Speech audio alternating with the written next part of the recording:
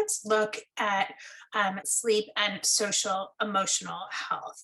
So, children, preschoolers, and school age children. So, again, I know that we're talking about ages 3 to 5, but fast forward a year or two for many of your children, and they're right in that school age realm. And the importance of those school years, whether it be preschool or elementary school, the challenges of those years are one, academic, certainly, but also social emotional, like how to get along with friends, how to make friends, how to get along with them, how to play in a socially compatible, acceptable way, basically how to regulate your emotions. So we've all seen, cranky, overtired, sleep deprived toddlers who just can't keep it together.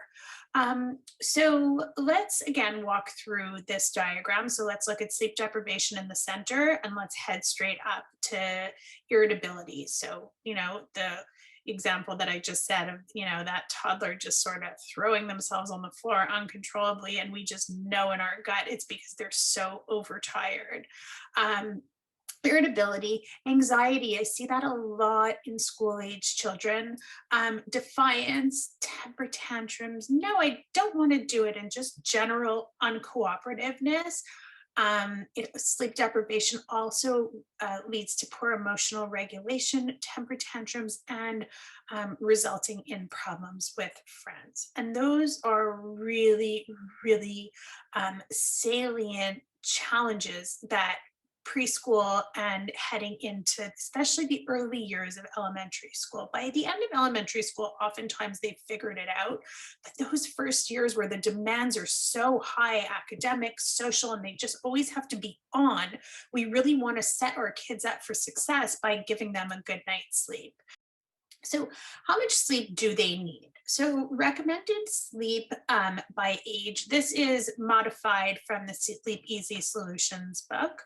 I went ahead and I included the early months because oftentimes, 3-year-olds have younger siblings, or 3 to 5-year-old. Anyways, oftentimes there's younger siblings. So I thought that I would include this for anyone who's interested. And I included it all the way up to 6 years old. So why don't we go and look at the 1 to 3 years and the 3 to 6 years.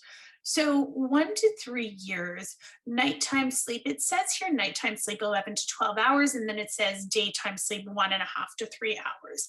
So what you'll see here is that by 3 years old, we're really like starting to look for like an hour and a half max of a nap. But then if you'll go ahead and jump to the next row, you'll see that 3 to 6 year olds is really 0 to 2, that's even pushing it. And I would say if bedtime is compromised, meaning if they're going to bed past like 8:30, let's say a 3-year-old is going to bed, they cannot fall asleep by 8:30. So it's like 9, 10 o'clock when the parents are finally getting them to bed. The first thing that I look to is the nap. And there's a lot of research to support the fact that after 3, the benefits of sleep, like the restorative benefits, when children are in the deep phase of sleep, they grow physically, they learn. All the learning that takes place during the day becomes consolidated at night. And really, after 3 years old,